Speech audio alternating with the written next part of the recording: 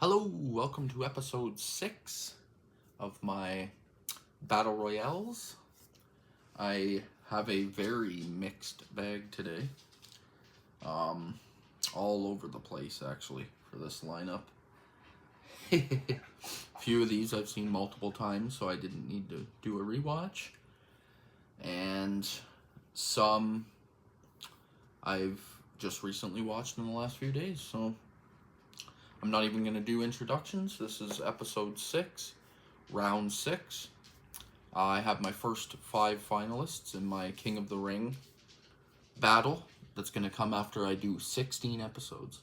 So every single one of my winners from 1 to 16 are going to be making it to a final bracket tournament, a King of the Ring, if you will. And they're going to battle it out one at a time to see who is the best there. That's gonna be hard for me, but I'll worry about that when I get to 16. That's a ways off.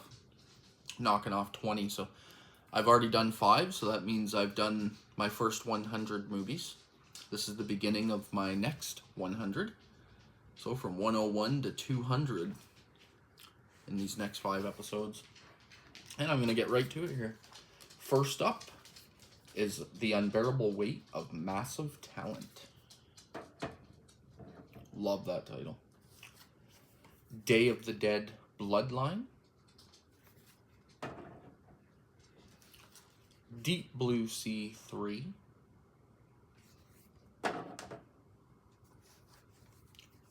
Invited.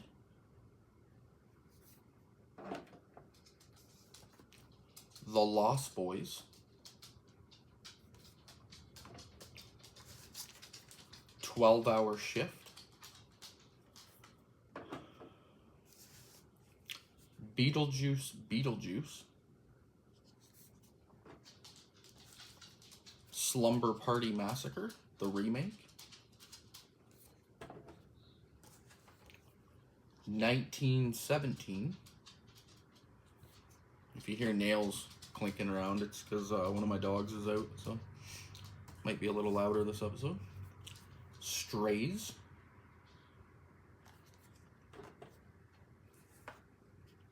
The Bike Riders. This is a double feature from Film Masters here. This is Creature with the Blue Hand and Web of the Spider. Both of them are entering.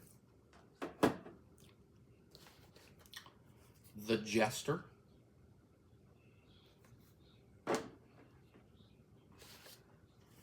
"10 Minutes to Midnight." And this is a 3-pack, Film Noir, Volume 21. I'm putting all 3 of these in because I watched them all back to back. The first one is Cloak and Dagger. We have Shack Out on 101.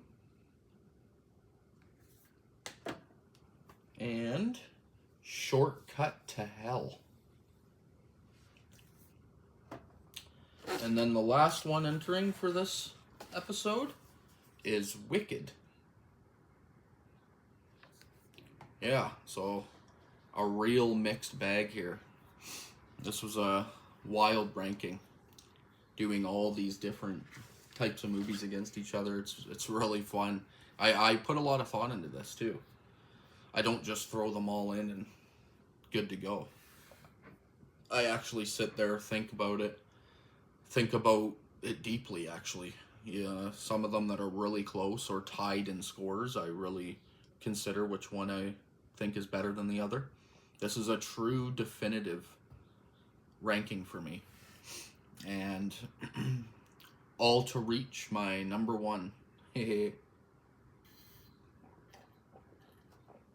I honestly don't even know what my number 1 movie of all time would be. So this is fun for me because I'm finding out my true rankings. And on my Letterboxd page, Critic After Dark on there as well, if you want to follow me on Letterboxd. It's a really fucking awesome movie site if you don't have it. I have lists going, and I've also created like my overall ranking as well. So as I'm doing these 20 per episode, I'm also putting them in a overall ranking, just for my own personal fun, because it's nice to know what my true ranking is overall. It's pretty fucking fun. Light up my smoke and get this show on the road here. Alright, my first elimination. At number 20, we have, from way up here, we have Day of the Dead Bloodline. Holy fuck, what a shitty movie this is. Just an absolute turd. I don't even know how to describe how much this movie irritated the fuck out of me in every aspect. First off, this Blu-ray is faulty on the disc, so I watched it on streaming as well. But I've talked about this on my channel before this movie when I did back-to-back, few episodes in a row ranking zombie movies early last year. This was one of them I watched. So, and back then I watched it and I remembered that my Blu-ray disc, halfway through the movie, the words aren't lining up with their mouths anymore. So they're talking and it's like way, way off, and I did everything to try to fix it, and it's just something wrong with the actual disc. And so I looked it up, and apparently lots of people have that problem. It's just a faulty ass disc. And for a faulty ass movie, like I wanted to get this one out, put it into my collection. It'll never be seen again. It's just gonna disappear now forever. Just a terrible all around. Like, the storyline's terrible. The fucking special effects are terrible. The acting is just abysmal. Like, it's just... I don't even need to talk about it. Like, honestly, don't ever... Like, it says a bold new reimagining of the George Romero classic. It's like, yeah, that's fucking bold, alright. Basically, they try to be the same as Day of the Dead from 1985. Fail in every aspect of the word. Like, don't even waste your time on this. I honestly don't think there's anybody that would watch this and be like, oh, that was okay. Like, no. Anybody that would watch this, especially if you're a fan of zombie movies, would watch it and be like, ooh, that's like, it's got to be bottom 5 zombie movies I've ever seen. A half a star. I threw it into this episode just because I wanted to give it a second try. The first time I gave it a half a star as well and talked about how shitty it was, but it was also because I watched the second half of the movie with their voices not even lining up. This time I watched it on streaming, and it didn't matter. It didn't suck me in at all. So 10 minutes into the movie and I'm already like, oh man, what am I doing? There's so many good movies and I'm watching shit like this. So yeah, avoid at all costs. Day of the Dead Bloodline at number 20. At number 19, we got a step up here. This jumps up to a 1.5 instead of a half a star. And that's Deep Blue Sea 3. Now, wasn't expecting anything out of this, to be honest. I assumed it was just going to be just throwaway trash, but I like shark movies, so thought I'd give it a chance. And I had actually heard decent things about it. I heard that it was a big step up from number 2, which doesn't give me a lot of hope because I've never seen number 2. I own it as well, number 2, so that'll probably jump in here one day. Not anytime soon, though. I think I'm good for a bit on this one, on this franchise.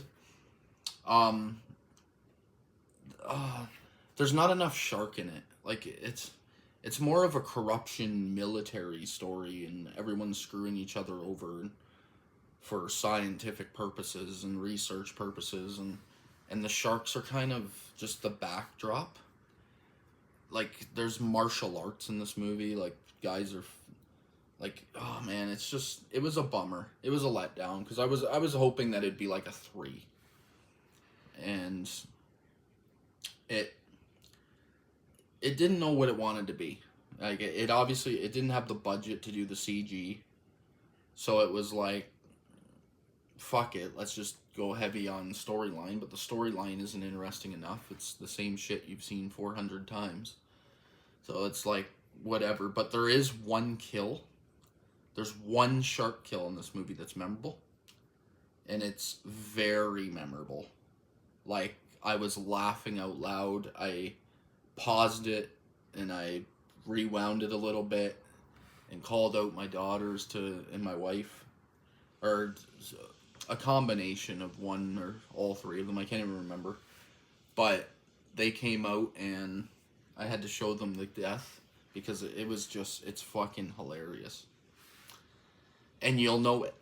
It's not one that I would have to be like, see that one's funny. Like, soon as it happens, I guarantee you bust a gut laughing.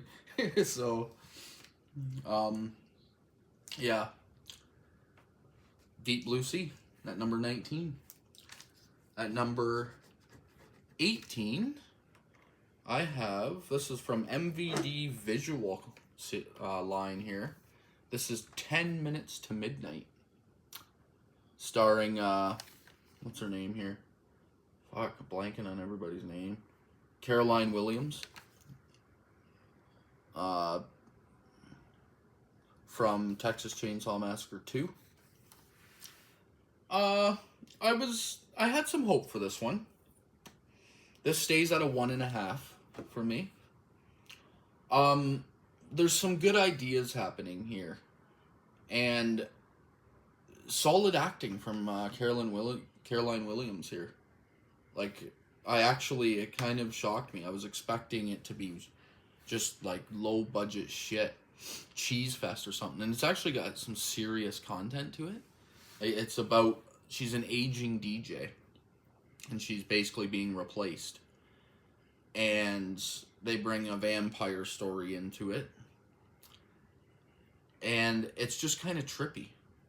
Like, it has it has a little bit of a twist, not insane or nothing. That's why I only give it a 1.5. I'm trying to not, like, a 1.5 is pretty damn low, but I'm pretty tough on my rankings. Like, I don't give leniency points. I rate them as I see them, basically, and I'm pretty tough. So a 1.5, I could just sit here and talk about shitty parts of the movies, but I'm just trying to try to point out some of the things I liked about each movie. Be a little less negative, I guess.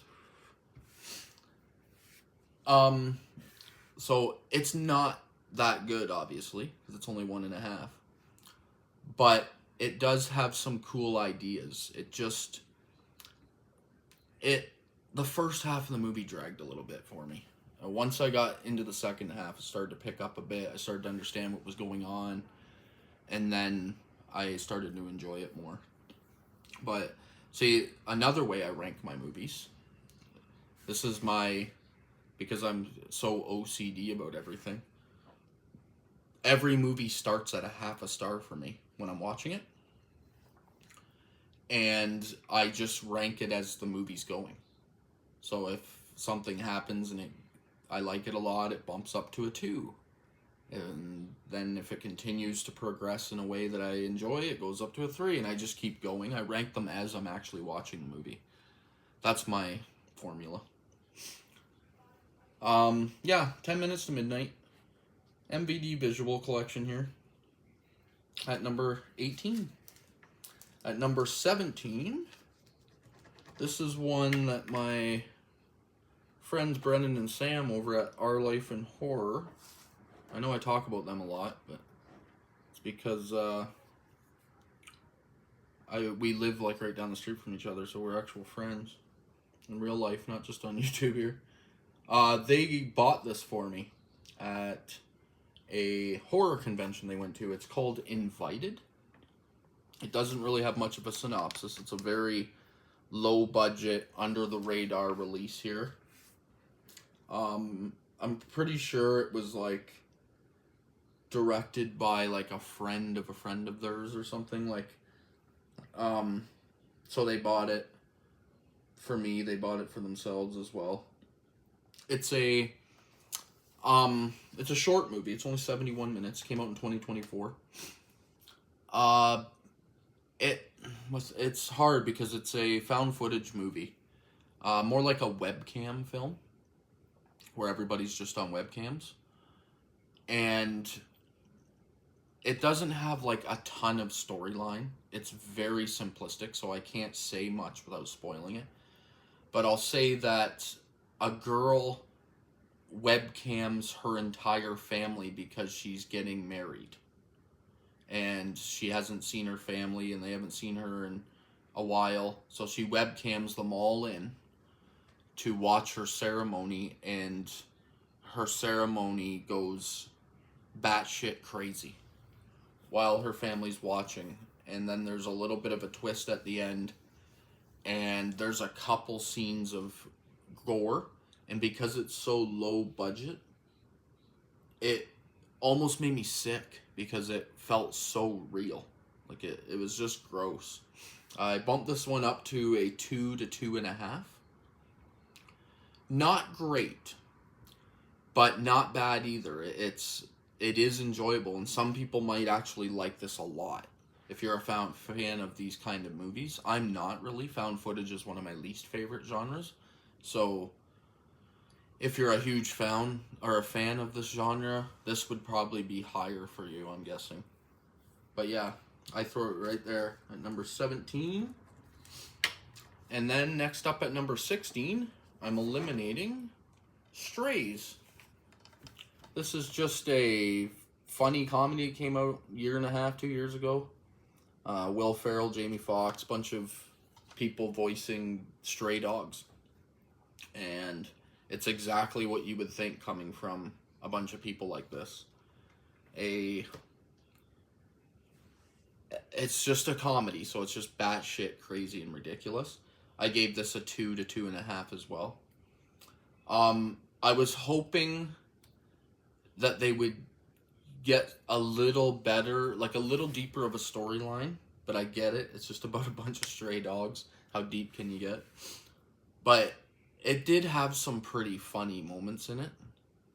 Like the lead dog here, played by Will Ferrell, gets kicked out of his terrible owner's house. Like, his owner's a piece of shit. He just keeps driving his dog and dropping it off places, and it just wanders its way back. And it's Will Ferrell voicing it, and he thinks it's a game.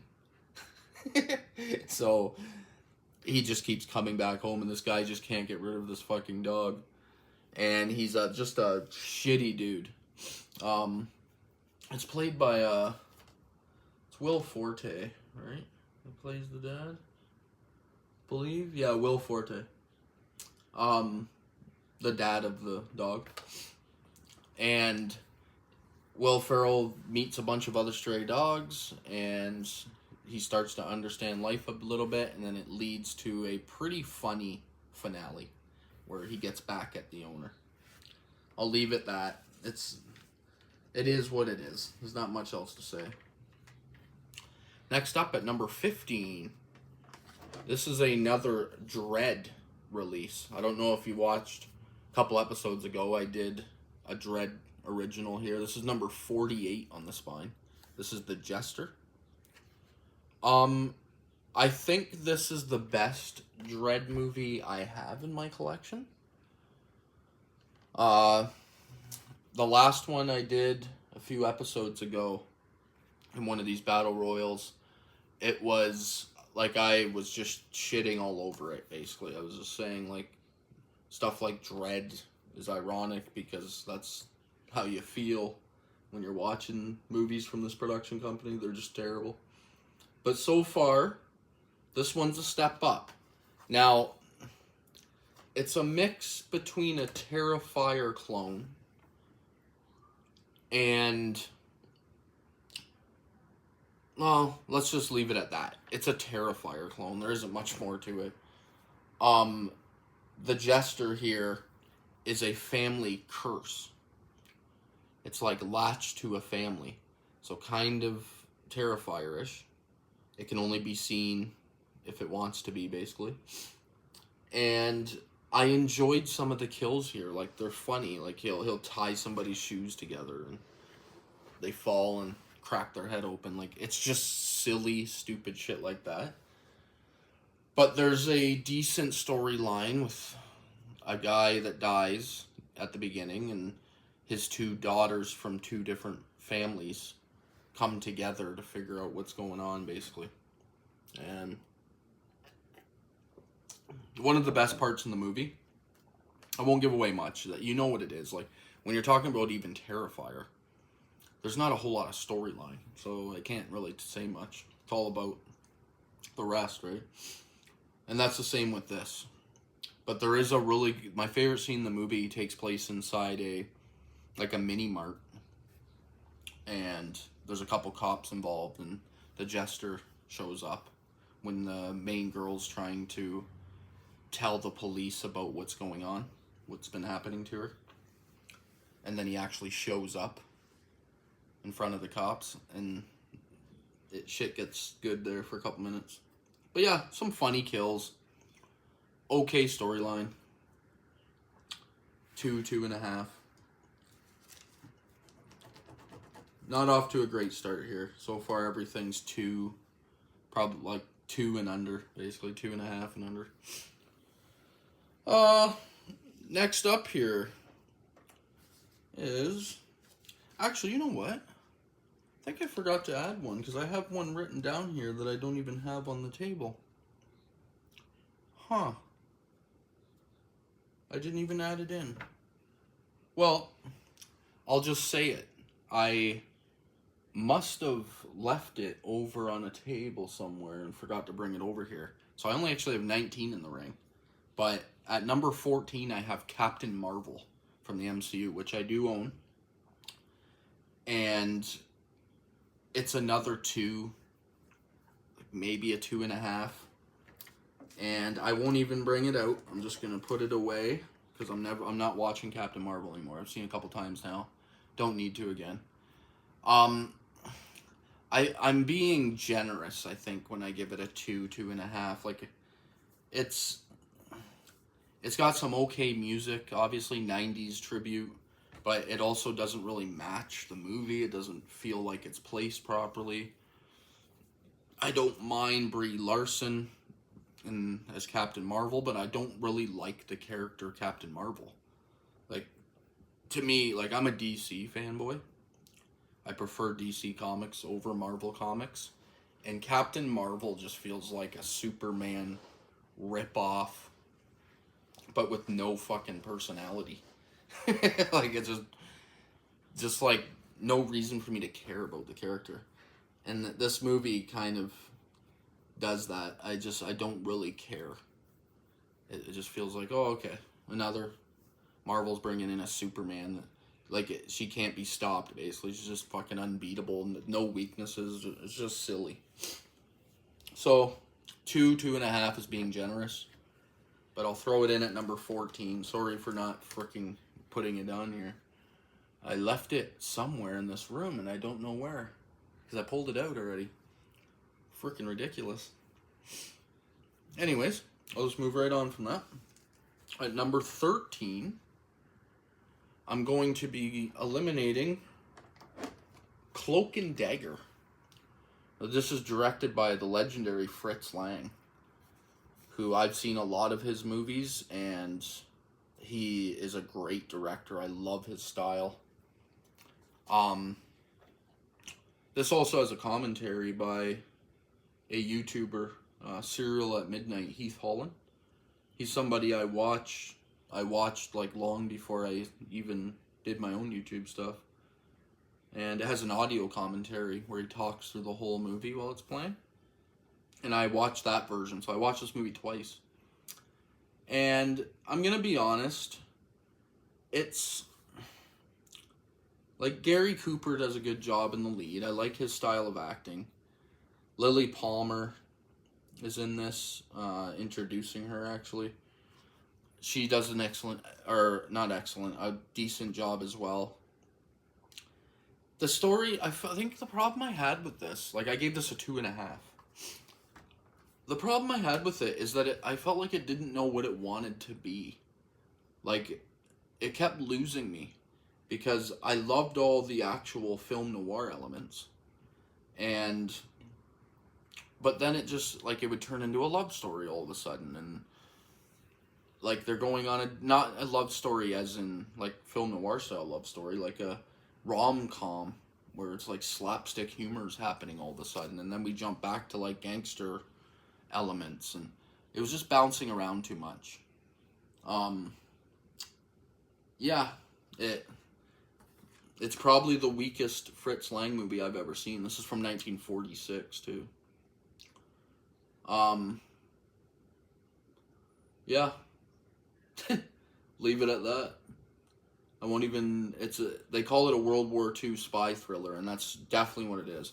And when it's doing the spy elements in it, I actually enjoyed some of the stuff they did. Like, he gets in a fight at one point and he kills a guy, and then he has to, like, he sets him up on a bench reading a newspaper as he's trying to sneak away because cops are coming and stuff.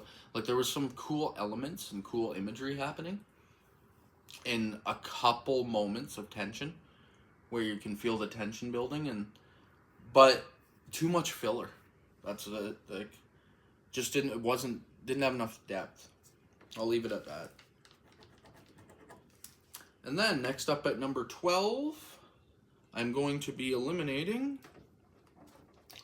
this one here. This is 12-Hour Shift. I love the lead actress. What the heck is her name? Angela Bettis. I think she's good in just about everything I've seen. David Arquette's also in this for a bit, and he has a decent role. Mick Foley, who was a wrestler, kind of goes with the theme here. He's got a small role in this. It's kind of interesting to see him pop up. It's a decent tension movie. It just wasn't what I was expecting, so it let me down. It's a 2.5 again. It let me down because I just thought it was going to be, like, much gorier. And to be honest, it's a bit comedic in parts. Like, it's just about a organ stealing. A nurse that steals organs and sells them on the black market, basically. And that concept, I was thinking, really dark. But it isn't really dark. It's kind of like she's having a terrible day kind of movie. Bad shit just keeps happening where she's almost getting caught doing what she's doing. And that's about all it is. So, it left me a little bit like, oh, damn. But it was a first-time watch. And it disappointed me a little bit. In the future, when I watch it again, maybe it will bump up to a 3. But for now, I'm leaving it in 12th place at a 2.5. Oh, next up, we have our first elimination from this 2-pack here. And this is the main feature that I'm eliminating. And that's Creature with the Blue Hand. This is in these Film Master double packs, which I have pretty much all of them. Love this line. Huge supporter. So this stars Klaus Kinski, but they always have the main feature, which they do a brand new 4K scan on, and then they include like a second movie that's just usually just an HD print, but apparently this has a new 4K scan too. So both of them, they've got a new 4K scan on this, so that's cool. But this stays in. I'm only eliminating Creature with the Blue Hand. Klaus Kinski, who played Nosferatu in the 1979 film, amongst like hundreds of other movies, but that would be probably his number one well-known role. He's the lead in both of these, actually, but in Creature with the Blue Hand, that title had me very intrigued. I was hoping for a creature feature, This is like 50s or 60s or something, right? What year is this one? I didn't look up the years. Uh, it is... Really? You're not going to tell me? 1967? Yeah, 1967. Oh, yeah, that's hard to find on there, dude. So this one's from 67, and it starts out with Klaus Kinski escaping a prison / mental institution. He gets out, and then he gets back to his home, and he starts passing himself off as his twin brother, and his mom's going along with it, and the cops come looking for him, and he's acting like a distinguished gentleman now, right? And I loved all that aspect.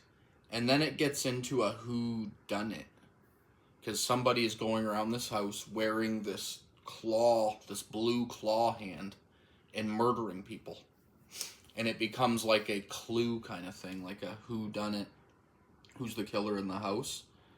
And at first, he's the obvious suspect, but then they start introducing storyline. I enjoyed it. I gave this a 3. It let me down a little bit, because with that title, I was thinking that I was getting a creature feature, and it wasn't that. So, like again, on further viewings in the future, it might climb up, and I might like it even more. But for now, it sits in 11th place on this ranking. And I do think that this is a must-grab double feature. Like, both the other movie hasn't even popped up yet. That one's a 3. At number 10, I'm going to be eliminating Shortcut to Hell. This is the second movie from the Film Noir volume box that I have there. Not really big on these actors yet, because my knowledge of this is 1957. My knowledge of these old film noir movies hasn't built enough yet. Like, I'm just kind of getting started on it, so I'm starting to recognize people, but I don't know them 100% by name yet. So I can't give you tons on like the actors, but Robert Ivers is the lead here, and I love his acting. He comes off as a real creepy, just killer, and that's what he is. He's a killer, and he's like in the middle of a double crossing, classic film noir gangster style stuff, and he runs into a woman on a train. He sits beside her, and she gets sucked into his life, and she starts to make him a better person, but yet he's still dark. I don't want to give away much more than that. Like, that's kind of the storyline, is that he meets a woman, and she starts to like teach him some morals, and not to be just such a cold-blooded killer. And then there's some decent action sequences and tension sequences, and yeah, just it's a solid one. I gave this one a 3 as well. It's a solid step up here, or a solid addition to the Film Noir box set. And then at number 9, I'm going to eliminate Beetlejuice. Now, I'll start out by saying that I don't have any deep love with Beetlejuice. It wasn't a movie. I think I watched it a couple times when I was young, but it never clicked with me when I was younger. It's not one of my nostalgic movies, the original. I loved the Saturday morning cartoon. I watched the shit out of that, but the movie, not so much. And this one I gave a 3.5 to. And I honestly think that if you loved Beetlejuice, this would be better for you, because it really feels like a nostalgic, the whole movie is just like a nostalgic play. And there's a whole lot of storylines going on here. It's one of the things that kind of held it back for me a bit. Too many storylines happening. But there's some good sequences. Like Michael Keaton like everyone does an excellent job in their roles. I liked everybody in the movie. I actually think that the funniest person in the movie is what the fuck? It's the mother's name. I'm so bad with actors and actresses' names and stuff. They never stick with me. But it's Catherine O'Hara. Jesus. Catherine O'Hara, I think, has the funniest lines and funniest moments in the movie. I think she kind of stands out. She's the standout performance in Beetlejuice. Has a fun dance sequence at the end. Okay storyline. Like, it's a 3.5. You're getting exactly what you'd expect, I think. Nothing more. And then, next up at number 8, I'm officially eliminating this Film Masters with Web of the Spider, the second feature on here. I gave this a 3.5. I thought this was better than Creature with the Blue Hand. It was more of a horror movie. I'll show you what these come with as well. Each movie gets their own disc, which is nice. Tons of special features. Like, I think there's even, like, bonus, like, short films and everything on these special features. They deck them right out, and then they give you a pretty decent book. Just tons of stuff in the book. Tells you about both movies, everything about it. So these are really good releases. I hope Film Master sticks around for a while and just keeps pumping these out.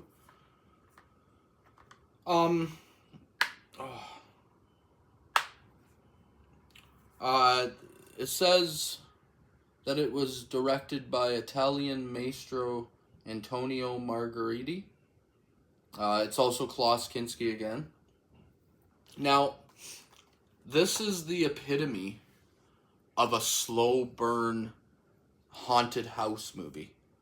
Like, one of the slowest burn haunted house movies I've ever seen. But I enjoyed it. I really liked the atmosphere. I was sucked in. Like, Klaus Kinski plays Edgar Allan Poe. And this American meets him at a bar in an old English village. And he dares the American journalist to stay a night in his house because he doesn't believe in ghosts and stuff. He says, "Well, stay a night in my house." And the only catch is that no one has ever lived the entire night. No one makes it out alive. The guy's just cocky, right? It's that classic, "Oh yeah, okay, sure." And then he gets into this house, and characters start showing up. And he thinks that he was supposed to be staying there alone. And all of a sudden, a couple women show up, all separately. A butler shows up. A whole bunch of people show up. And I don't want to ruin any of the reveals of who's who and what and everything. But let's just say that they're all ghosts, which is told pretty damn early. And you can assume that anyway. It's a haunted house. And they all have stories in this house. And it turns into like you don't really know who's alive and who's dead. Or if any of them are alive or if any of them are dead. And the ending really got me. There's something that happens at the beginning. And they really do a good job of bringing it around at the end. And I don't want to ruin anything else. I think it's an absolute must grab this 2-pack while it's available.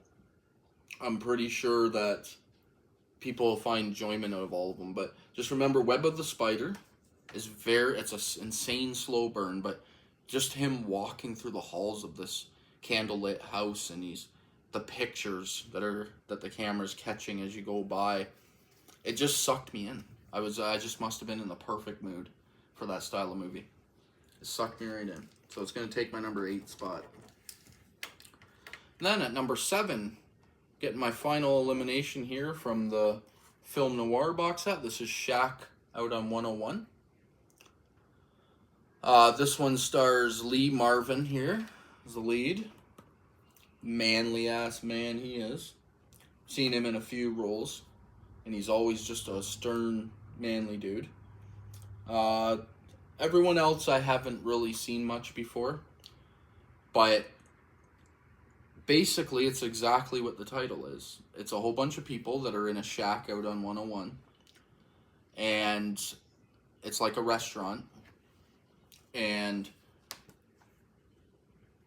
there's scheming happening. It's your classic film noir. Like, you don't know who's good, who's bad. Everybody seems a little bit off, little bit conspicuous, and then you start finding out who's good and who's bad, and it leads to some really good tension building in certain spots, and then it also leads to a solid finish. Like, I really enjoyed the finish. There's another 3.5. And then there's also a really funny workout scene in the movie where a couple of these muscular dudes in the movie are working out together, and it's just, there's some funny shit that happens there. If anybody's ever seen Pain and Gain with The Rock, Mark Wahlberg, a couple other people, and they have a crazy workout scene in that movie where they're just admiring their own muscles and stuff. There's a scene in this that feels like Pain and Gain ripped straight from it. But yeah, worthy addition. Some good stuff there. This Film Noir collection, a 2.5, a 3, and a 3.5. So worth the purchase. Solid stuff. And then next up at number 6, this is from Scream Factory. This is from 2020, or 2021, sorry. This is the Slumber Party Massacre remake. Shocked me, this one. I honestly thought this was just going to be a piece of shit the first time I watched it. This is the 3rd time I've seen it. And I'm going to be honest, it's a fun freaking slasher movie. Like, I gave this a 3.5 as well. Just some solid shit. They do like the reverse of what Slumber Party Massacre is, the original, where it's just a bunch of girls having pillow fights and it's just silly. Well, they have a section where, like, the girls do have that as well, but then they introduce a cabin that's full of guys, and the guys do it too. And it's I was laughing pretty hard. Some people may be like, oh my god, really?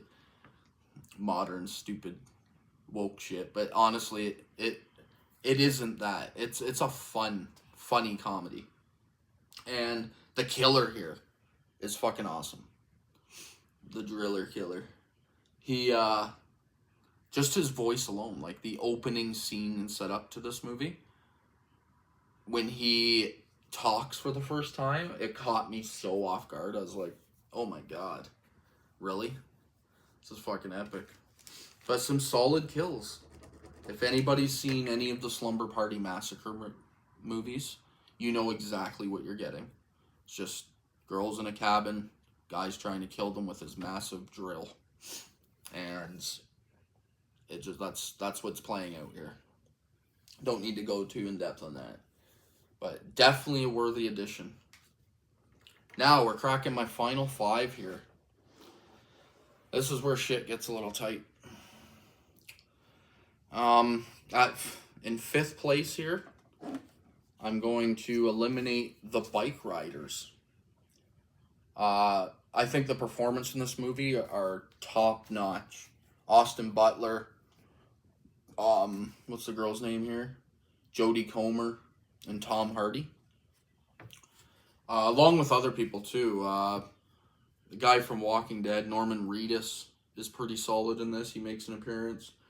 Michael Shannon is in this. He's pretty solid. Like, it's a stacked cast.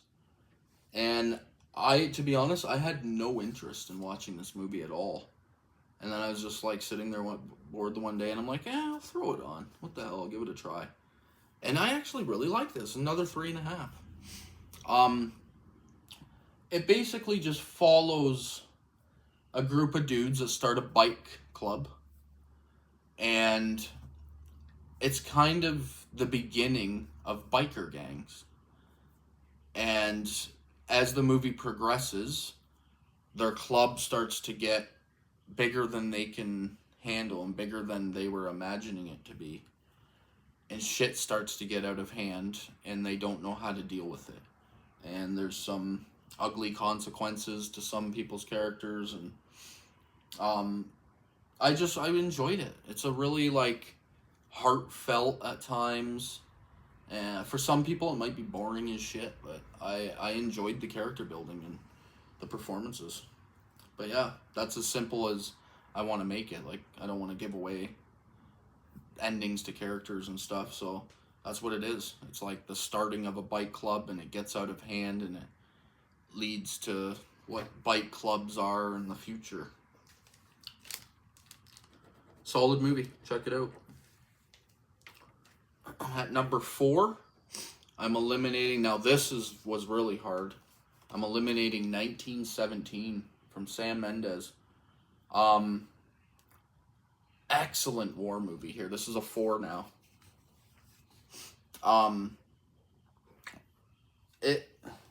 The quote on it, one of the best war films of all time. I would agree with that. It's definitely like in my top 5 that I've seen.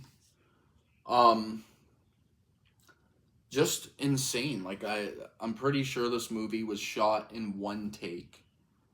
It's just continuous, and you're following your lead actor here. What's his name? It's a lot of George McKay, I think his name is. It's a lot of British actors, like pretty much an entire British acting cast. You have appearances from like smaller parts from tons of people. Benedict Cumberbatch, like there's a whole bunch of people in this. And it just tells the story of a guy that just needs to get orders across the battlefield, basically, to the front lines. And it could have a major impact on the war, World War One. And it's just the shots, like there's nothing I can tell you. Basically, you gotta watch it yourself.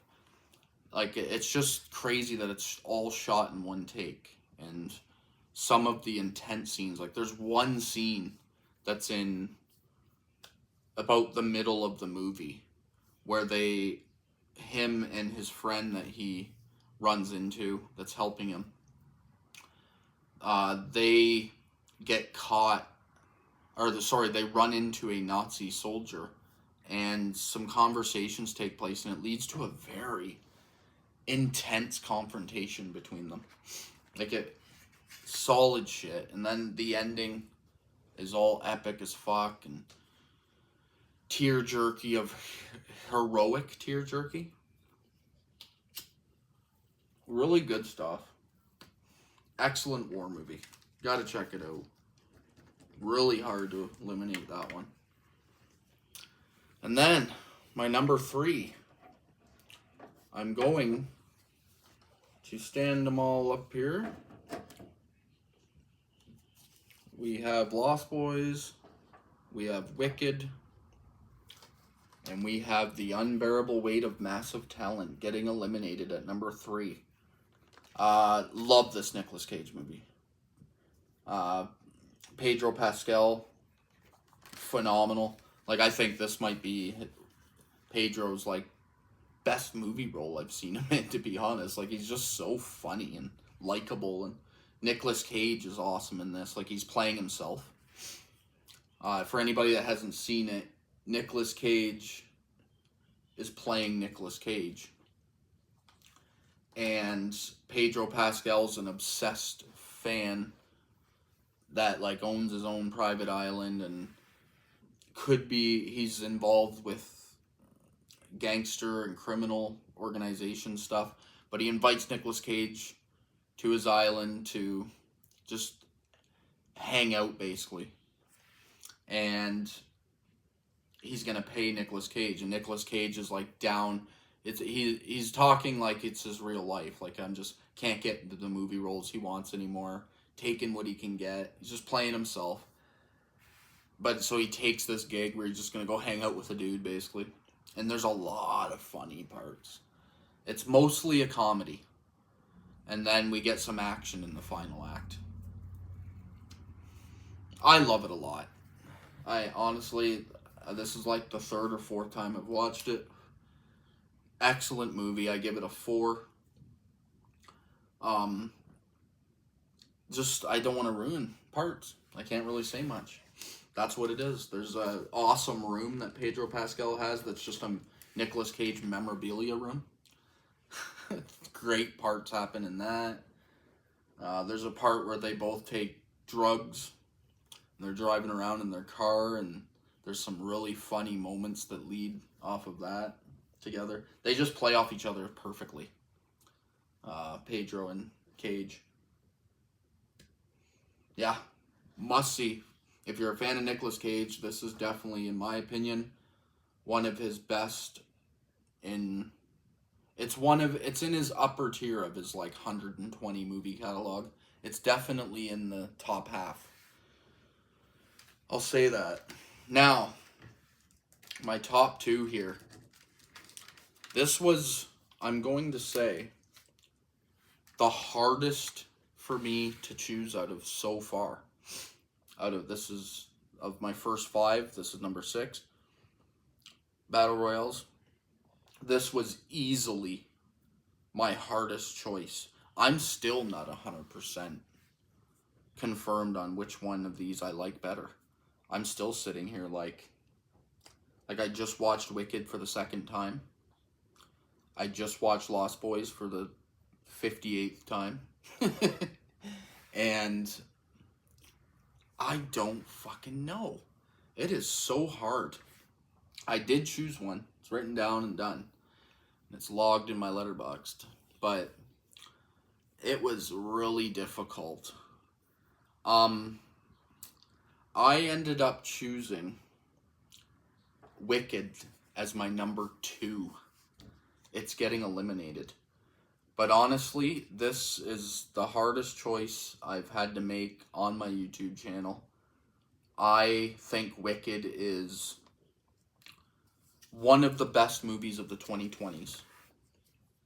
Easily one of the best. It's a 5 out of 5. Both of these are 5s.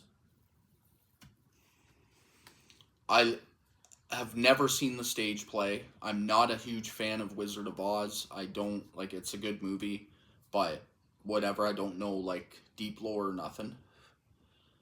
And this is a kids movie style musical, so I just wasn't expecting shit out of this. Like, when my wife first told me, oh, this movie Wicked's coming out, I was like, oh, what's that? I didn't even know. Like, I didn't know, and she was already super hyped, and the whole world was super hyped. So that's how little I cared or knew. And I just love the fucking work that went into this thing. Like, all the songs are good. Every song in the movie's good.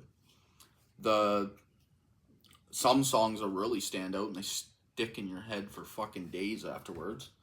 Like, I still find myself singing a couple of these fucking pop songs, and I'm not a fan of pop music. I'm a metal guy. So pop music is like my least favorite. But some of these just stick in your fucking head. Ariana Grande kind of shocked me at how much I liked her in it. The lead actress here, this is the first movie I've ever seen her in. I can never remember what the fuck her name is. Cynthia Erivo? Sorry if I'm butchering that. Excellent. Like, phenomenal performances. Unbelievable. The set designs, the work that went into the choreography of all the songs and the dances. And I love the build-up here for the Wicked Witch. See, here's another thing. I'll show you how stupid I was when it comes to this knowledge. I always considered the Wicked Witch of the West to be known as one of the like all-time greatest super villains. But in this movie, she is not the villain. To me, she's the superhero. So I don't know what's coming in the second part 2 of this. But I really hope it's what I think is going to be happening. I won't say, in case you haven't watched this one yet. But the build-up for her, and she finally becomes the fucking Wicked Witch of the West. Tears. Like, honestly, the final song here, I was weeping like a little fucking baby. It was pathetic. Both times. The second time on this 4K, I fucking cranked my surround sound and just blew this fucking walls off this house, basically. Pushed it to its limit. And it's worth it. Like, honestly, this needs to be seen in its highest quality with the greatest sound. To really feel it. It's a level of filmmaking you just don't get very often. And that's why this is so fucking hard. Because as a whole, I do think Wicked is a better movie than The Lost Boys. I think that it just brings out emotion. Like, I'm just feeling constantly while watching this. But Lost Boys is one of my favorite vampire movies of all time. And the atmosphere. So, Wicked is eliminated. I was hoping that could make my top 16, but nope. Lost Boys, I chose as my winner. It's nostalgic for me. The feeling that I get when I'm watching this is just pure 80s greatness. It's hard, man. It's really hard. I know I sold Wicked there like there's no tomorrow. I don't really need to sell Lost Boys. I'm pretty sure everyone's seen it at least once. It's a lot of people's one of their favorites of all time for vampire movies and stuff. So I don't need to sell you the storyline, obviously. But I love just the atmosphere in this movie. The fucking music is awesome. Just the feeling of it. It just feels like I want to go out and have a fucking good time kind of feeling. It's just that. It captures the 80s time capsule so perfectly. It just feels like it sucks me to that era every time I watch it. Like, I just feel like I'm in the zone, basically. And I love a couple of the performances here. The Frog Brothers are awesome, obviously. I love every time they're handing Corey Haim's character the fucking comic books, and they're all like, every time he goes in the comic store, they hand him one, and it's like, what the hell are they called? Each one's a vampire. It's like, one's called Kill All Vampires, and vampires are everywhere. And they all have different names, and they're basically trying to tell them that their whole town's infested with vampire. Great stuff here. Love everything about it. What do you need to sell? If you haven't seen The Lost Boys, pick up the 4K. It's fucking gorgeous. It's nice. Sounds awesome. Great stuff. So Lost Boys is takes my 6th place in my final 16 King of the Ring tournament. That was a hard choice there. I don't know what my wife would choose out of these two. Because, honestly, Wicked, I think she's watched it 6 or 7 times. And it's become, like, one of her favorite modern movies. I've never seen her get that excited over a movie that's come out in the last decade and a half. But Lost Boys is also one of her all-time favorite movies. So I would be interested to see. I should have had her come on and talk about this too. Because I would have been interested to see which one she could have picked out of these two. Because it's a fucking hard choice, man. But there it is. My number 6. I got 10 more to go to add to my final 16 for my King of the Ring, which will be really fun and intense. On that one, I'll probably give you more in depth when I finally get there for that. It's a long ways off. I've only done 6 of these. I got 10 more to go before I hit that, but I will give you more in depth on each movie just because it's all my winners and I've already sold the movies. So on my second go around when I'm talking about them, putting them up against each other, I will probably put categories against categories, like endings and scores, and I'll actually put them both in the ring and I will battle them out one at a time, like a King of the Ring style, and choose my winner as I go. I'm not even going to predetermine what I win, like what wins, and I'm just going to make it up as I go and choose my winner, sell myself basically. So that'll be fun. I'm really looking forward to it. My friend Joe just made me a font, like a picture to use, and he's been putting in the winners from my episodes, so thank you to him for that. That'll be really fun to get up. But yeah, thank you so much for joining me, and I will see you for round 7.